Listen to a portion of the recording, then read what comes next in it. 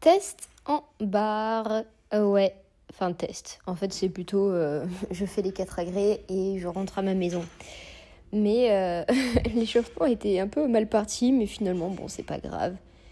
Je suis vite remontée sur la barre. Bon, j'ai pas réussi à faire la suite. Et puis je me suis dit, bon, bah let's go, faut faire le catch-F. Et c'était la première fois de la saison où justement je faisais passe-fil catch-F en dur. Donc un peu de stress et en fait je l'ai rattrapé dès le premier et franchement j'étais trop heureuse. Par contre, nouvelle problématique qui s'offre à moi, j'arrive pas à faire bascule Eki après avoir rattrapé le catch-F et c'est assez problématique parce que bon, une fois que c'est rattrapé, normalement le plus dur est passé. Donc il faut que je me bouge un peu et que je commence à me bouger, ouais, tout simplement. J'ai loupé le catch-F du coup sur mon passage de test, mais bon, je suis allée quand même continuer jusqu'au bout. Et là, bam, je loupe la valse. Ça fait des mois là que la valse me pose problème, je commence à en avoir marre. Donc il va falloir que je me ressaisisse.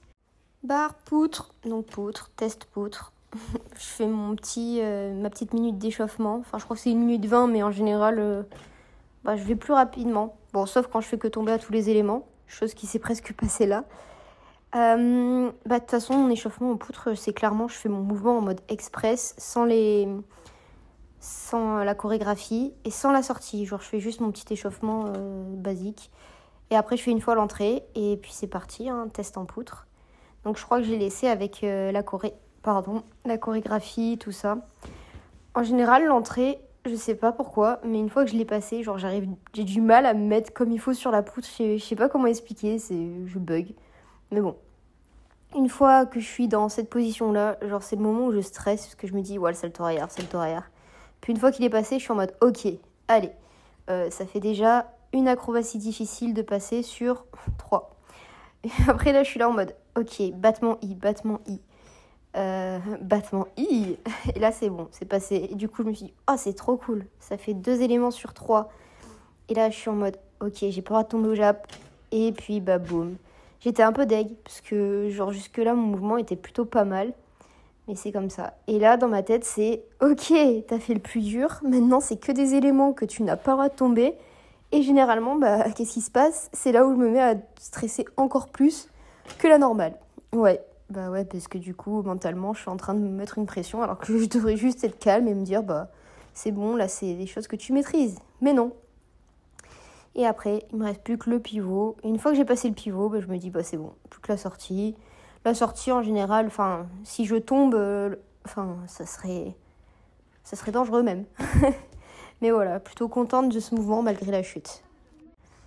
Après les barres et la poutre, direction le sol et après le saut, bien sûr.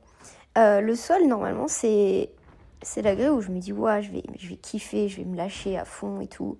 Sauf que, j'ai tellement mal. Je souffre tellement à la cheville que c'est dur parce que je peux pas prendre du plaisir comme avant. C'est frustrant.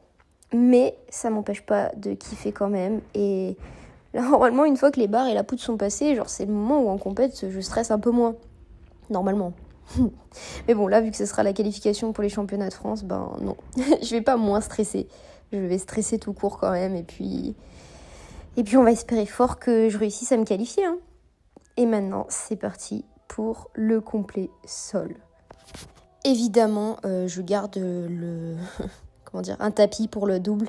En fait, j'ai tellement peur de me faire mal. Et puis une mauvaise chute, ça pourrait mettre ma saison en péril. Donc non, on prend pas de risque. Et du coup, c'est parti. On commence par le premier double. Avec la super parade de Laurine qui me sauve. Désolée, d'habitude, je laisse la vidéo tourner quand c'est mon sol. Mais en fait, là, vous allez voir que comme le téléphone est fixe, vu qu'on n'était que toutes les deux, vous n'allez pas tout voir de ma choré. Là, c'est parce que c'est tout le début. Le début, je suis dans cette zone. Mais après, vous ne verrez plus. Donc là, une fois que j'ai passé les 2 diagos, là, j'essaye de souffler. Je suis vraiment en mode, allez, repose-toi, souffle. Sauf que cette remontée là du passage au sol, c'est dur. Là j'ai fait mon saut et là normalement j'essaye de souffler pour pouvoir faire ma rondade de riz et demi. J'ai pas le temps de souffler, je cours à ma perte. Bon là cette fois-ci j'ai réussi, j'étais debout. Mais c'est la première fois que je réussis un complet sans chute. au sol. D'ailleurs, en fait, si vous me voyez pas, je suis dans la glace. J'ai oublié de préciser. Et ensuite, dernière série de sauts. J'ai décidé de mettre un grand jeté à la place du saut changement demi et finir par saut changement demi. Comme ça, si jamais il compte pas, ça me fait pas péter ma série de sauts. Voilà, petite stratégie. Et c'est fini. Par contre, voilà, c'était très dur. Je vous laisse admirer ma PLS à la suite de mon passage au sol.